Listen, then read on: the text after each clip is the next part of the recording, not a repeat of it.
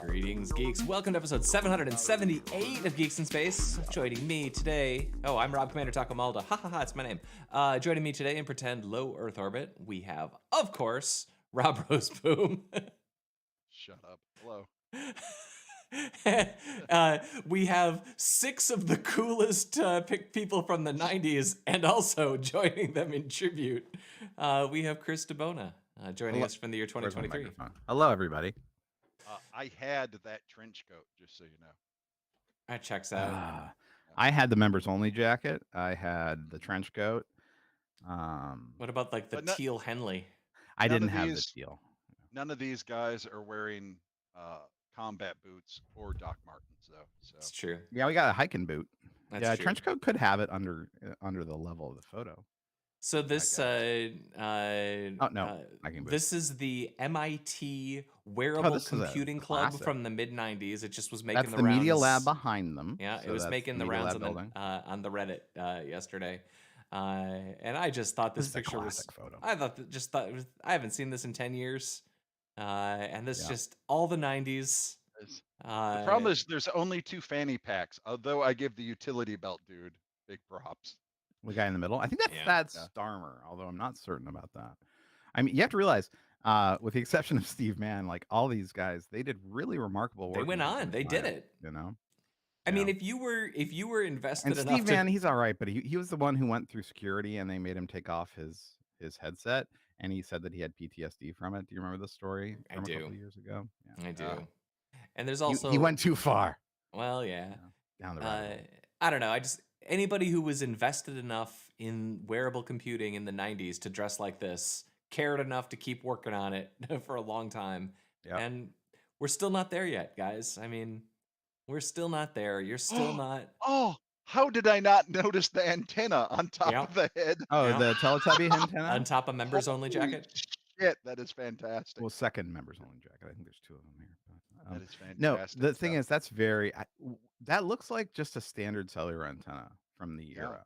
You know, so so he was doing some kind of data connection to some server.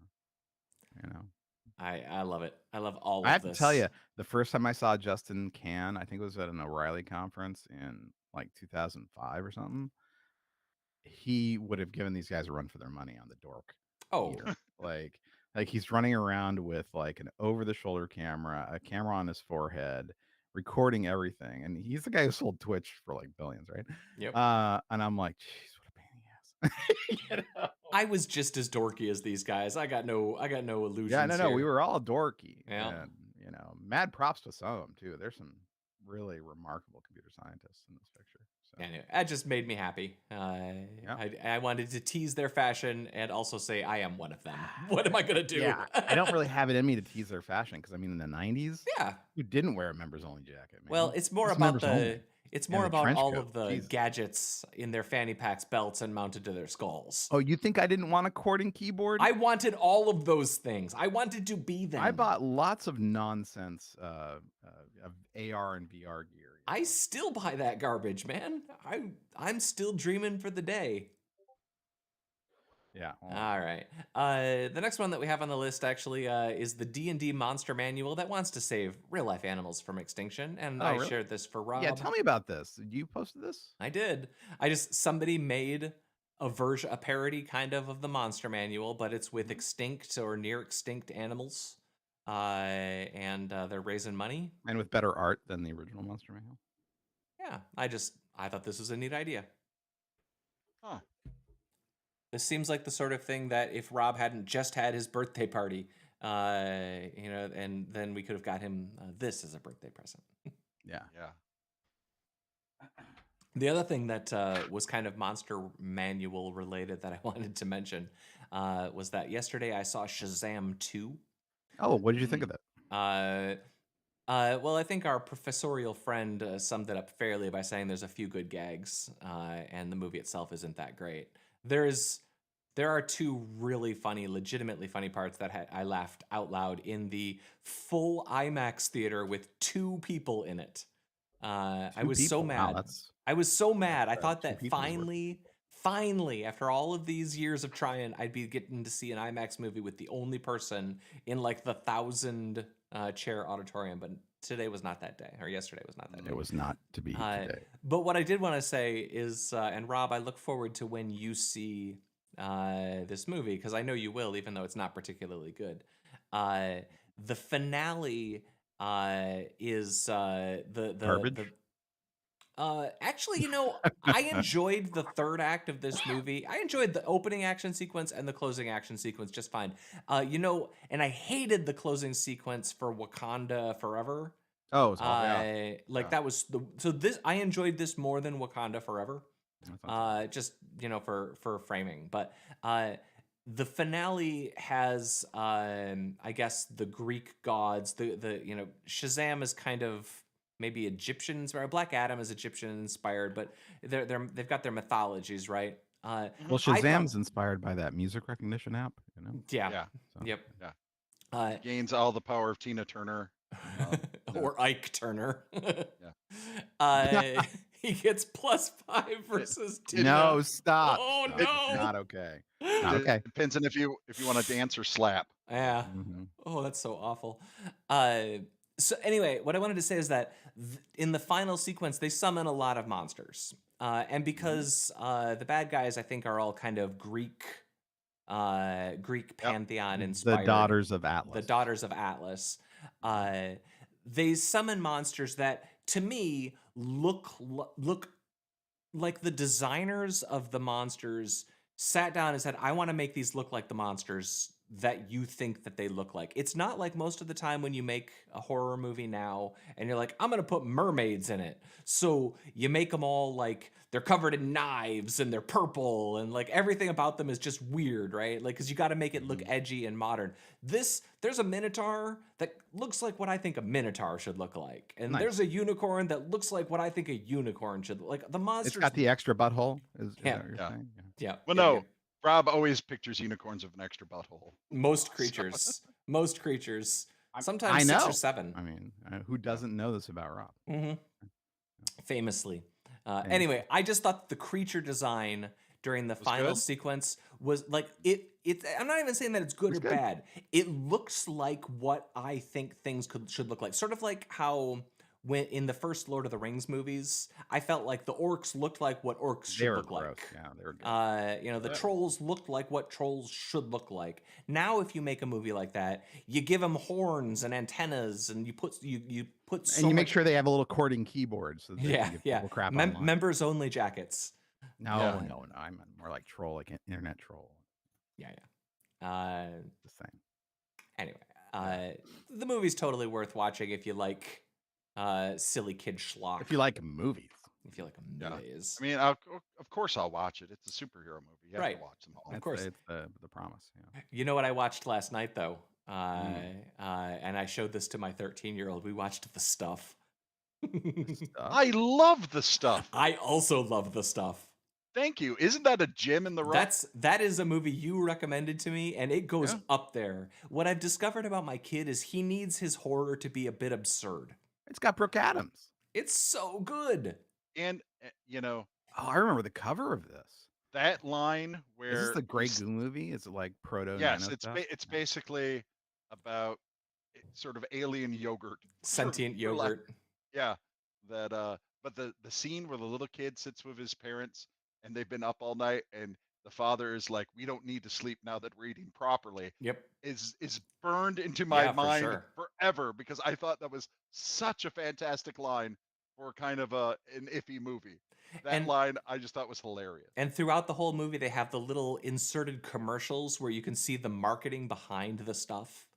That movie is aces. Like that is as good as that genre kind of comes. It's great. You're gonna love it. I would suggest perhaps a little bit of alcohol before you start because it's weird.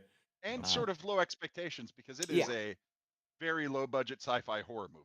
Yeah. It came out that is basically made for being on cassette tape. Yeah. Right? For being on a VHS. Yeah. But yeah, I watched that last night. It made me very, very happy. We've got there's a video attached to this one, to the Epic's motion capture animation tech, Chris. And we don't need to watch it or anything if you don't have it readily available. But they just did a fantastic job of having an actress walk out. They point a camera at her face. They have her do 30 seconds of like some facial expressions. They upload the file to the other dude across the stage. And then 60 seconds later, they've got it mapped into their character animation system, and they can click a button and she's any one of their pre-existing models. They have her as a model, which they created prior to the show, prior to the stage thing. And then they just have her dialogue seamlessly transferred. But just this is a good voice. She's a good face actor. Look at her. She's like, "Arr," you know. Right? But this is a phone. You know what I mean? Like, they're using the depth sensor on the camera. Using the iPhone's LiDAR? Yeah. Whoa. If you fast forward a little bit, they show there's the depth sensor for tracking this. I mean, and that it's mapped back to the wireframe, and then they get it to the abstract version of their whatever their model is, their rigged model, whatever their rig is. And now they're pushing, this is Unreal. They're pushing kind of their standard model for facial capture and for facial animation. But I mean, that's 2 minutes. You know what I mean? Of a phone and an I'm kind of blown away by where this stuff is at. And I think my parallel to that is, have you guys heard the Steve Jobs AI voice reciting the RMS speech? Yeah, I saw that. So you can now make anybody look like anybody else and say anything you want. And it's at this level of technology now. I didn't post that as part of it, but it was just making the rounds a few weeks ago. But I was just thinking, and then this morning, one of our friends mentioned in Discord how a scammer is sending out acceptance letters. They're faking job interviews and then sending out boilerplate acceptance letters using other people's corporate logos, and offering jobs purely to get you to fill out a piece of paper and send them your social security number, your bank account, your routing for your first paycheck to get direct deposited to. All of this now is a few afternoons of work for you to build the AI that can fake that interview. Yeah. I mean, you can't believe anything anymore. And I'm saying the next 12 months, we're going to see the craziest shit we've ever seen. I think that's true. You know what else is kind of crazy? What's crazy? A dating simulator that does your taxes. Yeah, what is this nonsense? This Who posted this? You did. I posted this one. This is great. Very you. Yeah. It's a dating simulator, like a Japanese style game. But click through on the video and just scrub through a little bit. Tax Heaven. Yeah, it's called Tax Heaven 3000, and it's a tax program, but it's done in the style of a dating sim. Like, we got to get to know each other better. How much did you make last year? But the thing is that this actually files your federal taxes when it's done. Like, this is meant American to be taxes or Japanese? Yeah, it files. It's U.S. Fed. This is like for filing your 1099s. Yeah, this is for filing your 1040s. Wow. Yeah. Like, this is a real thing, and like, I can see that as being like a look, dates 2 of 5, refund $232. Yeah. But like, just scrub around a little bit, and you can see the questions. We got to get to know each other, and I want to know stuff about that's really personal. And then she asks you questions about your finances, as you do on first dates. Yeah. And then their hands touch. Oh, she's so happy that you're gonna file your 1040s. Holy cow. Yeah, this one tickled me, like, on so many levels. And that girl is probably an AI now, and she's gonna just route your taxes to the North Korean government. We've got a story about this. I think is a Rob story, right? Brine Shrimp in Utah. Yes, the official crustacean of Utah now. The sea monkey is finally getting its due. Its proper respect. Right. That wonder of nature, the brine shrimp, are finally being officially recognized by a government agency. It's about time. So, yeah, time to celebrate. I remember being very, very upset as a child when I got my first sea monkeys, and they did not resemble the small anamorphic beings that I saw in the comic book. They were obviously some sort of water bug. Right. I wanted no part of. Did they mention that the brine shrimp could all go away if the Great Salt Lake continues its downward decline? And then when they No. go away, so do all the things that eat them. Like Utahians. Yeah, there isn't a whole lot that eats the brine shrimp. No, That's but the why birds. they have such a long, like, cyst stage. They found them. There's a couple other places where they are too in the area. Yeah, I mean, spots everyone's like Death counting Valley. on this crazy snowpack to save the Great Salt Lake, and it's up 2 feet, which is great. But you know, we need like 5 years of this kind of snowpack. This to bring this it back buys to them level. 1 year. This doesn't buy them. I don't even know if it buys them that much, but yeah, it's really something. And there's going to be flooding downtown again, but like in '83 and '96. Maybe now that the brine shrimp are the official crustacean, they'll get some sort of protected status, right? And some sort of thing to keep the lake. It's You're Utah. familiar with Utah, right? Do they do that in Utah? No, that sounds like communism. Yeah, that's a Massachusetts kind of thing. Or some coastal California elites. The golden eagle was named the state bird of prey last year, and the Gila monster, the state reptile. Yeah, somebody out there's having fun, man. Well, yeah. The Gila monster. Are there Gila monsters like in Moab or something? Yeah. Is there a zoology major who can help us? There's, Paging Rob Roseboom. In fact, the Gila monster is the one of two venomous reptile or venomous lizards native to North and South America. The other being the bearded lizard or the beaded lizard, I think. Yeah. Anyway, the Gila monster is the one you find out west. Are any of these lizards worthy of a page in the Endangered Species Dungeons and Dragons manual? Probably. Oh, right on. We tied it back, guys. I think the Gila monster is endangered, to be honest. I have to tell you, the beaded lizard, kind of adorable. Kind of cute. Look at he's got little cheeks. Are they like? Look at those nails, baby. Woof. They're diggers.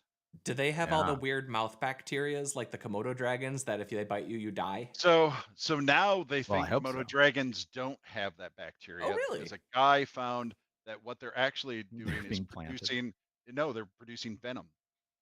So they found it in a couple different monitor lizards, but like the beaded lizard and Gila monsters are rear fanged. Like there's a couple snakes that are rear fanged, so they really have to chew on you to get the poison in. And they found the Komodo dragons and a couple of the monitor lizards.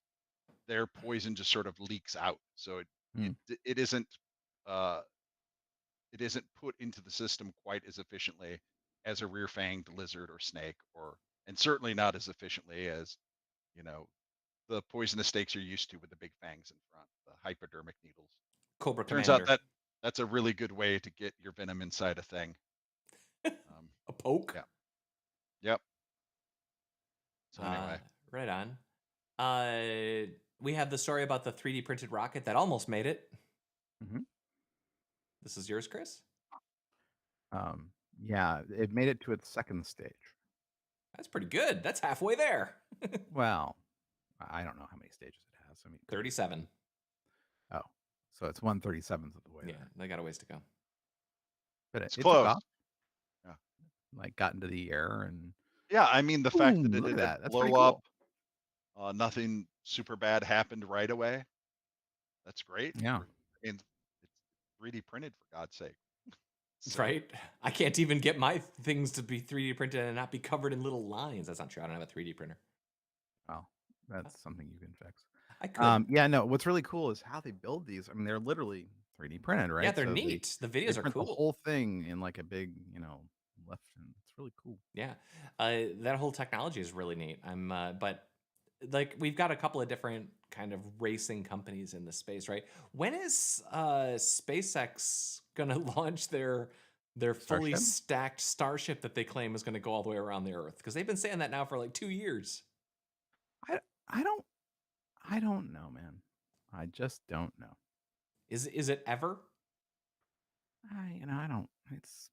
I have to admit, it kind of all stinks like Elon Musk. I'm like, oh, Yeah, you're smell the getting tricked musk. out. Can Yeah, you smell that's what the really musk neat. is cooking? Yeah, I can smell what the musk I is slowed down the cooking. payback speed because this is like an elapsed. That's a little crazy. Look at that. That's so cool. Yeah, those are regular size ladders, right? Those are. Yeah. Well, now they're 2 stories and a scissor lift. And There we go. Okay, yeah, yeah. crazy. It's crazy. Well, this is on a big gantry all by itself, So That's pretty neat. it's really something. Think of how fast you could build barrels. So all of that technology, or and you just want to be a Super Cooper? Or like come on, Super Cooper. That's pretty good. That's good. Yeah. Imagine Donkey Kong with a backpack that just makes barrels. Oh, yeah. Instead of throwing barrels that are next to him, he can just poop them out as he runs in front of you with the princess under his arm. That makes sense.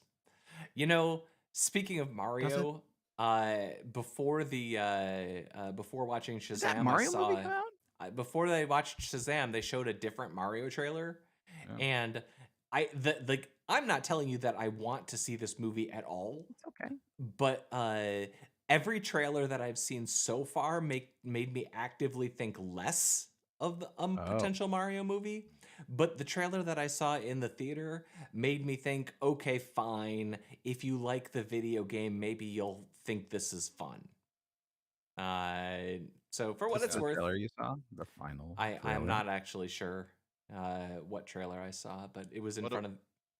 What about the Mario Kart parody that was on SNL not too long ago? That was funny. That was good. You seen that? Yeah, that's Pedro Pascal. Pedro Pascal, yeah. Speaking of that, you guys caught up on Mando? No, I am. What did you think about the big Baby cameo Yoda. in the last episode? Who was the cameo? I don't know which cameo. Spoiler warning. All right, spoiler warning for Mando. So during the Grogu flashback sequence, the Jedi that rescues Grogu. Yeah. It's Ahmed Best, the guy who played Jar Jar Binks. So they basically let him become a Jedi. Not as Jar Jar Binks. It's like he's just a Jedi. So it's not it's not a cameo. It's just an actor who played another person or another thing and is in it again.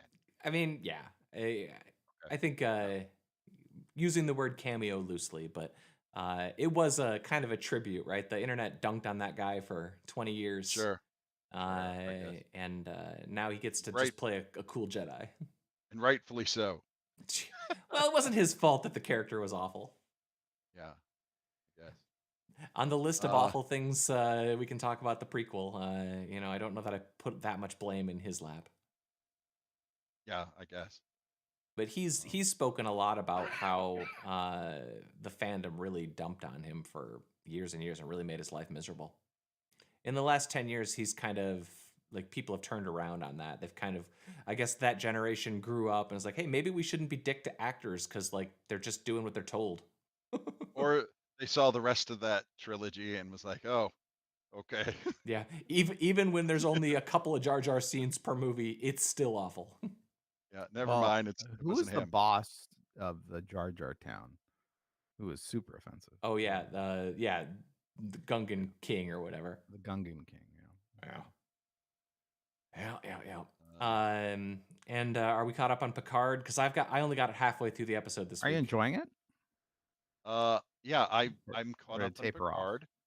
Rob, I'm paused, so don't spoil to me. After they get to the Museum of Member Berries, I saw like 1 or 2 shots of like, oh my god, huge member berries, And then my kid came in and is like, let's watch the stuff. And I'm like, all right, let's go watch the stuff. So that's where I'm paused.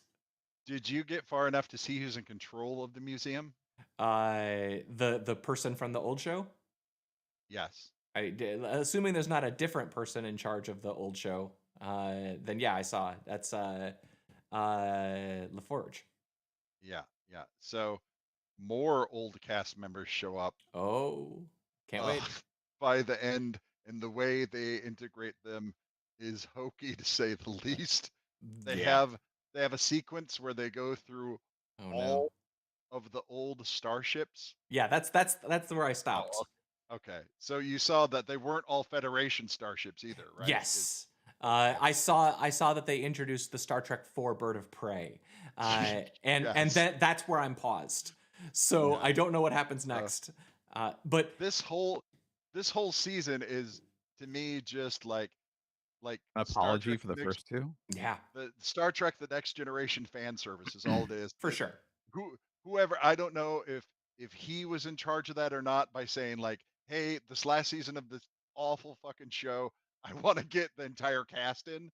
But it looks like that's what they're going to do. And I'm fine with that. Yeah. The story, the story isn't the most interesting or whatever, but it's not terrible. It's kind of like just a middle of the road Next Generation show that is very long. You know what? You know what? Here I'll tie this back to what I was saying about Shazam earlier. You know how when people get access to, like, I'm going to make a movie about mermaids, they make them all spiky and they make all weird crap that doesn't feel like what the characters were. That was the first 2 seasons of Picard. It's like we had the materials and then we decided that all we could do was make them our own, and what they made was not true to the source. I feel like at least this season the things look like the things. They feel like the things. This episode, they even have an old holodeck villain show up. Yes. Part of the show, right? Moriarty. That's how far back into the show they go. Yeah. And up their own butts. Yep. And there is a flashback scene to the very first episode. Yep. With the whistling. Riker, yes. A beardless Riker. Yeah. So it is. I mean, they are going for it. Right now. They're not even trying to hide that. Basically, this season is just getting everyone who is in that show in a couple more episodes of this. Yep. I thought the first 4 episodes of the season told a really nice little story. I think that the second, for what I've seen of the next 2, now they're just kind of setting up whatever their finale is going to be. And they're getting the band back together for finale. But look at that. Come on. They're having fun. They're having fun. And of course, I like that they had the Voyager there too. Yeah, right? They had the Voyager too. And they gave 7 of 9 a really nice monologue about it, which I liked. That's the thing. And the Defiant. They had the Defiant right? too. Oh, the Defiant? Yep. Yeah. Yep. I'm not kidding, Chris. Maybe I'll watch this episode. Any of the ships that was famous in any way or had any bit of runtime, they're here. They are in this museum. They went to the Memberberries Museum. Yeah. And luckily enough, on her control panel there are buttons with the image of each ship. Yep. That she gets to press as she goes through them. So as I imagine is standard on all. Oh yeah, there's the Reliant. On all Federation decks. Yeah. Right. They all have, just in case you end up in the museum. Shut up. That's the Reliant. Yes. Chris needs new pants. They are all in here, Chris. Yep. Every single one. Yeah. I'm not lying. I like that. I can be pandered to. It's okay. You just gotta work at it. You gotta work for it. You gotta earn it. And this season, I feel like they did. Look. See, but look at that. You know what I mean? Like, it's like an FTL console. Yeah. Like, is this standard on each bridge, just in case you happen to go to the museum? Well, they're in the museum. Remember like from lobby. Star Trek 2 that once you have the bridge codes, you can control the other ship, right? Right. It just loads up your window manager themes. How many hackers were born during that scene? Well, there's a backdoor code. I want to learn about that. Yeah, you do. You know. Yeah. So you know, All I right, still I'll give it a for go. sure. This is the best season of Picard. For sure. because This is the first season This of is the Picard. best punch in the face I've gotten. Yes, You can be yes, cynical all you want, Chris, and that's your right as a human being, but this is That's good. completely reasonable Don't as a impress me, fucker. as a mediocre. I have a hard time calling seasons 1 and 2 of Star Trek of Picard even Star Trek. Like they're so just bad. They don't make sense. This at least fine. Fine. I can get behind this. I hear you. Although the way they get in the other character at the very end of this episode. Oh no, you haven't seen it. No, So don't spoil it. I'm not. They just get another character in to the episode in a very ham-handed way. It's Neelix, isn't it? I thought, oh, I wish. No, Neelix bad. Or what was Neelix when he Tuvix? Yes, Tuvix. When they merged Neelix and Tuvok and created the thing that Star Trek Voyager fans argue about forever. If you ever Google whatever Nevix or whatever, there's approximately 700 million videos on YouTube explaining the moral repercussions of that scene of that episode. It's a boring rabbit hole. Don't go down it. Yeah, I won't. All right. Let's say goodbye, gentlemen. Farewell, Chris DeBona. Bye. Farewell, Rob Roseboom. Goodbye. There we go. Going out with the creepiest little bit of nightmare fuel for you. I was Rob Commander Taco Malda. That was episode 778 of Geeks in Space. We'll see you next time. Bye-bye.